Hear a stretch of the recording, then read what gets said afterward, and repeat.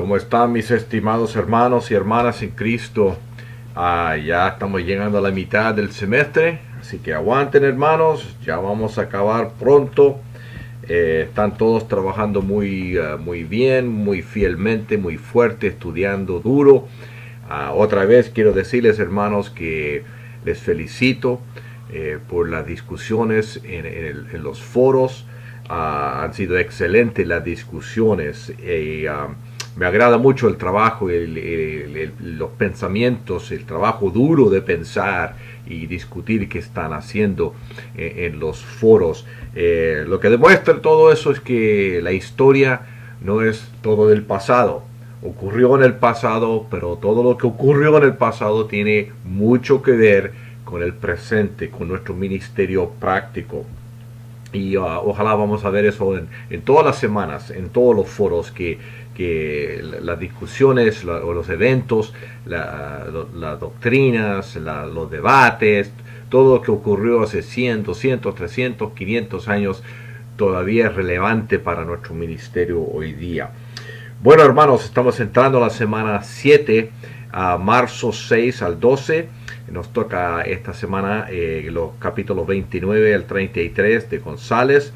Y estamos viendo ahora las respuestas, las reacciones a la reforma, a lo que estaba ocurriendo en reacción a la reforma protestante. La lectura bíblica que quiero compartir con ustedes hoy día, Mateo 24, 5 al 8, Jesús hablando aquí en este pasaje que a veces le llaman el Apocalipsis pequeño. Dice Jesús: porque vendrán muchos en mi nombre, diciendo yo soy el Cristo, y muchos se engañarán, y oiréis de guerras y rumores de guerras. Mirad que no os turbéis, porque es necesario que todo esto acontezca, pero aún no es el fin. Porque se levantará nación contra nación y reino contra reino, y habrá pestes y hambres y terremotos en diferentes lugares, y todo esto será principio de dolores. A veces oímos ahí, hermanos, y ustedes pueden interpretar esto como quieren en cuanto el fin de la era y todo eso. A veces hay hermanos que dicen: hay guerra en el mundo ahora y se va a acabar el mundo y va a volver Cristo, y porque hay guerra. Y la realidad es que sí, va a volver Cristo en cualquier momento, quién sabe. Pero la realidad también es que siempre han habido guerras y rumores de guerra, como dice Jesús aquí. Y dice que eso es los principios del fin. O sea, eso es parte de la naturaleza del ser humano pecaminoso. Es parte de la creación en que vivimos, que es caído en el pecado. Que han habido guerras por toda la historia, guerras terribles. Van a haber guerras en el presente, van a haber guerras en el futuro. Hasta que vuelva Jesucristo van a haber guerras. Entonces todo eso son señales del fin. Señales del fin hoy día, señales del fin hace 100 años, señales del fin hace 1000 años. O sea, nos indica que debemos estar siempre compartiendo el Evangelio, compartiendo la paz de Cristo y mirando con anticipación que hasta que Él vuelva van a haber guerras, van a haber rumores de guerras. Y nos toca esta semana hablar desafortunadamente de muchas guerras, y que desafortunadamente guerras que son entre cristianos, y a veces es así, ¿no es cierto? Sí, yo sé que en realidad quizás no eran cristianos en el sentido que nosotros hablamos de personas renacidas que han recibido a Jesucristo como su Señor y Salvador, que hay un cambio interno, quizás no eso, pero sí se llamaban cristianos, eran de una cultura cristiana. Y entonces cuando lo miramos de nuestro punto de vista, nos da pena muchas veces que aquí hay cristianos supuestamente y que se están matando unos a los otros. Pero todavía lo hacemos, desafortunadamente. Bueno, esta semana vamos a volver entonces a nuestros estudios. En nuestros estudios vamos a volver a Europa. La reforma avanzada, pero hay oposición intelectual, oposición religiosa, político, y en muchos casos, como ya dije, oposición violenta. Muchos de los problemas resultan que no existe hasta este punto una idea de la separación de iglesia y Estado tal como lo tenemos ahora, que viene más tarde en nuestros estudios. Ciertamente, acuérdense que los anabaptistas insistieron en eso, pero ellos eran la minoría y no tenían el poder, no tenían la influencia de implementar esa filosofía, ese punto de vista. Por lo tanto, en países y territorios europeos, la religión de los reyes, la religión de los príncipes eran por obligación la religión del pueblo. Si tu rey, si tu príncipe era católico, tú tenías que ser católico. Si era protestante, tú tenías que ser protestante. Y si no te gustaba, váyate a otro país, váyate a otra región donde está tu religión. El resultado simplemente es que continuaban a las persecuciones de un grupo por el otro.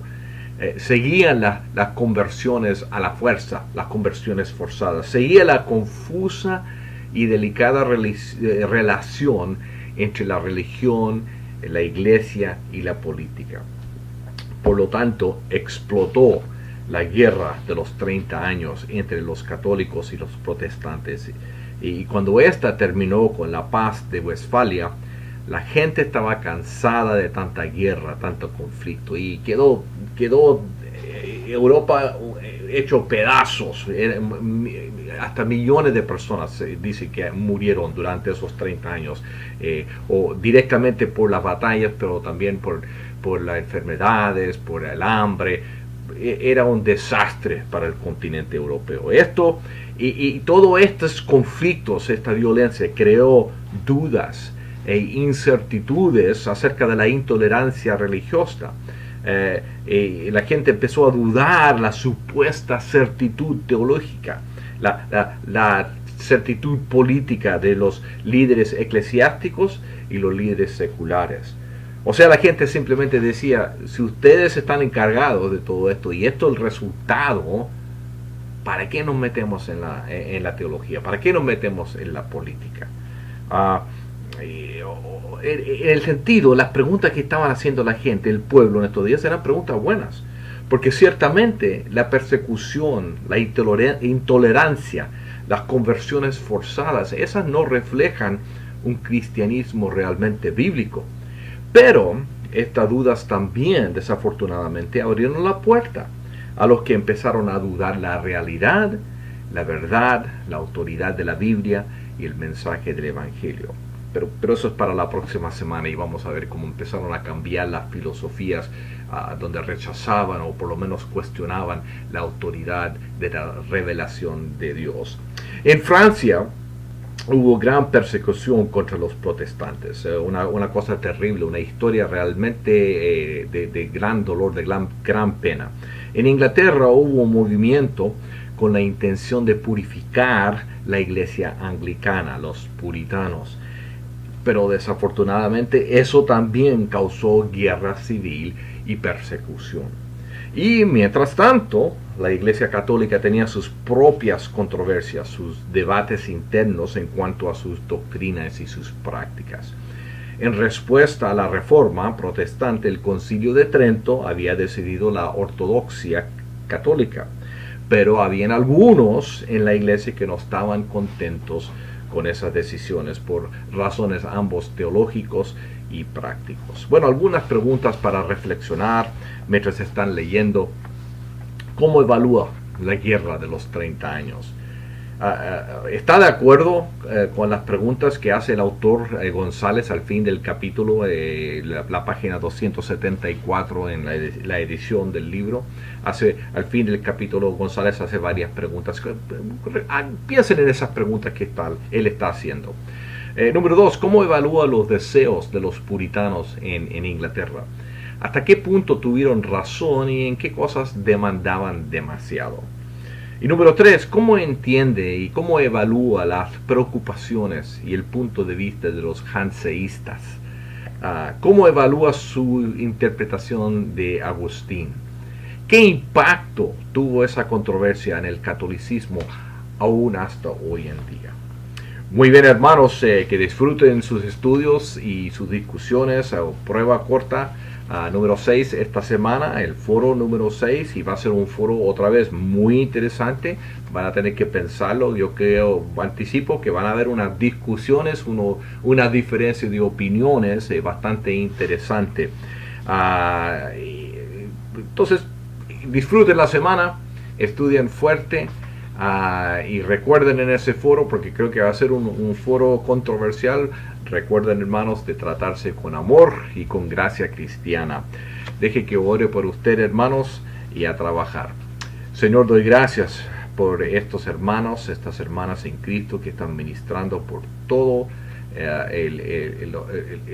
los países de América, de Norteamérica, Centroamérica, Sudamérica, hay hasta aún en Europa, en España y en otros lugares, Señor. Doy gracias por ellos, sus familias, sus ministerios, Señor. Esté con ellos esta semana mientras leen, mientras estudian, mientras entran en estas discusiones del foro, mientras estudian para las pruebas. Señor, doy gracias por la fidelidad de estos, Señor. Bendíceles, protégeles, provee todo lo necesario para sus ministerios, Señor. En el nombre de Cristo lo pido. Amén. Gracias, hermanos. Que tengan una buena semana.